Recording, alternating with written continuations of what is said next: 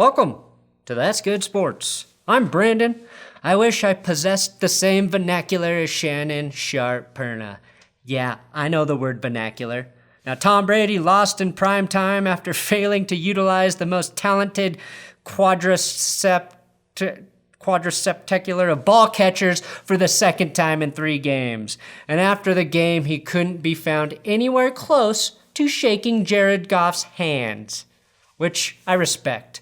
Why use your hands when you can't beat Goff? That said, Shannon Sharp had the absolute best critique of Brady's childlike behavior after the loss when he tweeted, "I guess Brady doesn't know Goff well enough to shake his hand after losing. Yet he knows every QB after he wins. Brady is full of what the elephant left on the showground. His attitude is bull jive, and it's time to call his ass out on it." Tom Brady is bull jive. First time he's been called bull jive that I know of. Today, we'll dive into the hot and cold Bucs, the Rams being pretty good, and I'll share with you an elite play that you missed from this weekend. Let's good sports.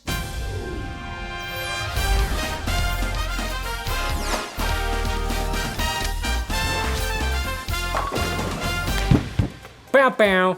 Please subscribe to this YouTube channel. I do have big dick Patreon shoutouts today for new patrons. Huge legend with a yearly donation, Mark Baptiste, and Xavier FYTB needs to be trademarked Edmonds. Thank you guys so much for your Patreon donation. Patreon.com/thatsgoodsports. That's how you can support this channel. Or if you would like to really get something you can put inside yourself, my coffee company, boom, Benchwarmer Brew, launching tomorrow, Wednesday. Sign up for the email list there. Link in the description, benchwarmerbrew.com. There are multiple ways to support me.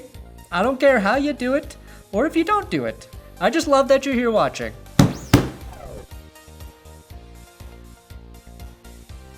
Now, the Chiefs and the Raiders on Sunday night, they were the most watched episode of our favorite drama, NFL football, since the season opener on Thursday night. I think people forget how popular the AFC West is when it's competitive.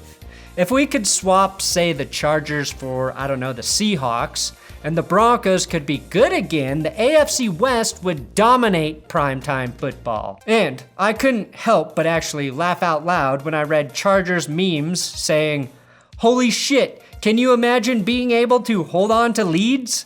In response to the fact that Sean McVay is now 32-0 with a lead at halftime. That's crazy. Even crazier is the play I didn't mention due to time constraints in my last 2 episodes, but Dolphins linebacker Andrew Van Ginkel did something in the Broncos game that I don't think I have ever seen before. In one singular play, he got 2 penalties. Sure, we've seen that in rare situations, maybe a hold that leads to a post-whistle penalty if a fight breaks out, or taunting after a penalty. But what Ginkel achieved was far more impressive.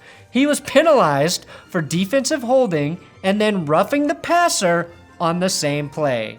That was defensive holding of a tight end in pass coverage, technically, and then peeling off to get flagged for sneezing on Drew Lock's face.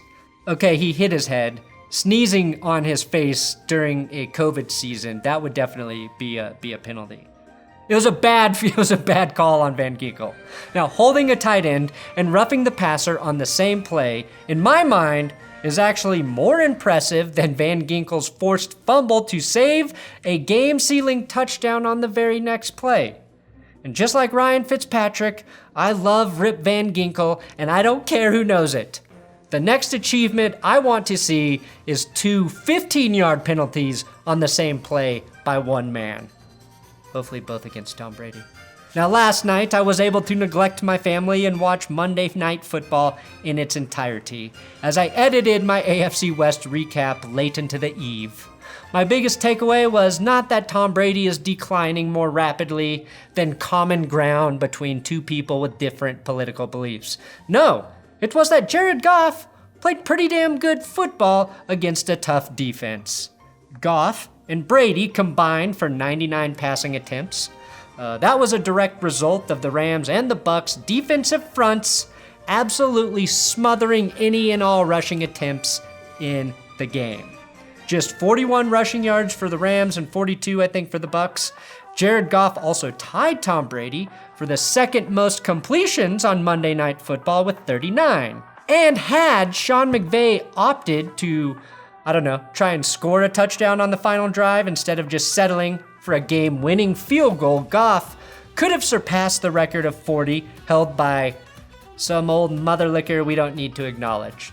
Now, Jared Goff's biggest weakness is not throwing untimely interceptions that nearly cost his team the win.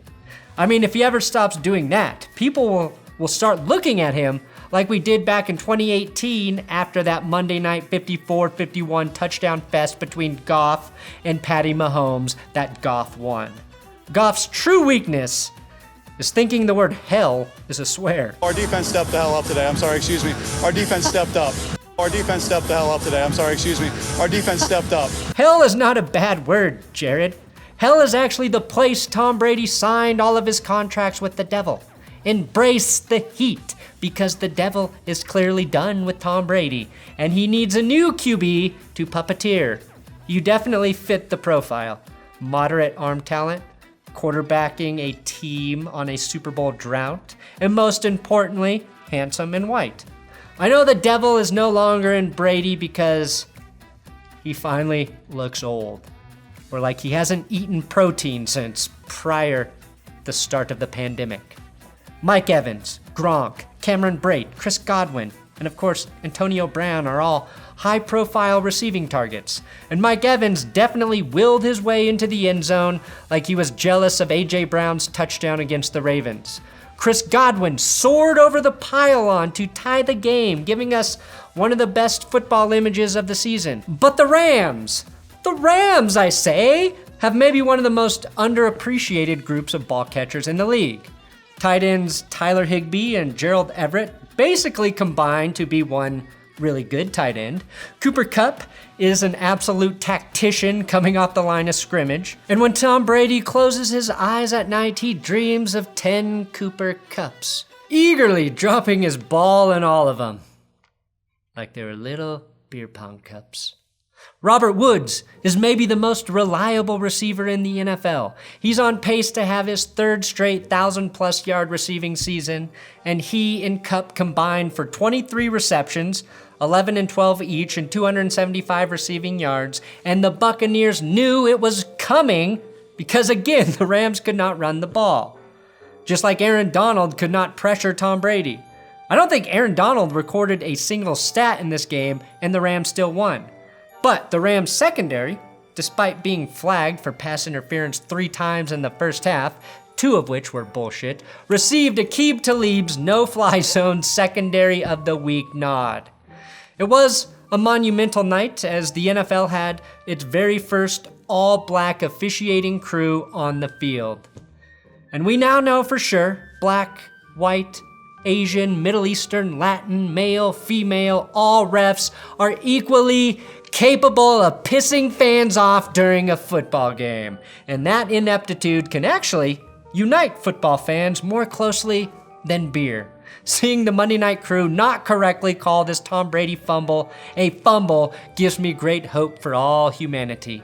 Only NFL officials can see Tom Brady not throw a pass and say, "Yep, that's a pass, and blowing the play dead early was 100% the correct call." Now, Tom Brady also got away with a double pass. To be clear, I think this play should be legal in the NFL, but it is 100% a penalty. Brady caught his own pass that bounced off a helmet and then fired a completion. And even though the officials reviewed the play, they still failed to penalize Tom Brady. This is why I know Tom is done. He had protection. He had the refs in his pocket. He even had luck on his side. And yet, he still lost the game. We've never seen that. It was like he was playing one of the Mannings in the postseason. That said, even Tom Brady cannot make me hate this awesome play. I will always root for completion in that situation, Tom. The Buccaneers got their second life, though, after Jared Goff gave them back the ball with 7 minutes remaining. The defense celebrated by rowing the boat like 11 Winklevoss twins.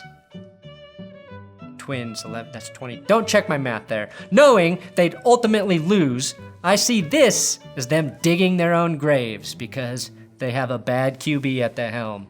As bad as Jared Goff's interceptions were, Tom Brady's were worse. I have no idea what he was thinking on this final throw. And he doesn't even have a receiver to blame for, allegedly, running the wrong route on this one. Tom Brady is now tied with Daniel Jones for 5th most interceptions in the NFL with 9. And I swear to God, if Pro Football Focus doesn't stop tweeting about all of the big-time throws Tom's making, they should be banned from talking about football. Now, personally, I don't think Tom Brady is actually washed. I just think he needs some sort of offensive system to help him. I'm not sure what it is, but if there were a near-flawless system designed to his very limited athletic skills, he could probably have success in that system. The real concern is Tom Brady played like garbage in a game where he was sacked just one time. Usually, the only reason Tom plays poorly is due to a relentless pass rush. Tom Brady is a true competitor, though.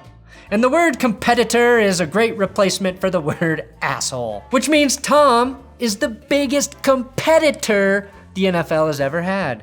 Brady is too competitive to shake Jared Goff's hand after a loss. Tom Brady is so competitive that he'll house Antonio Brown, again, a man accused of rape and sexual misconduct, all in the name of winning because he's a competitor.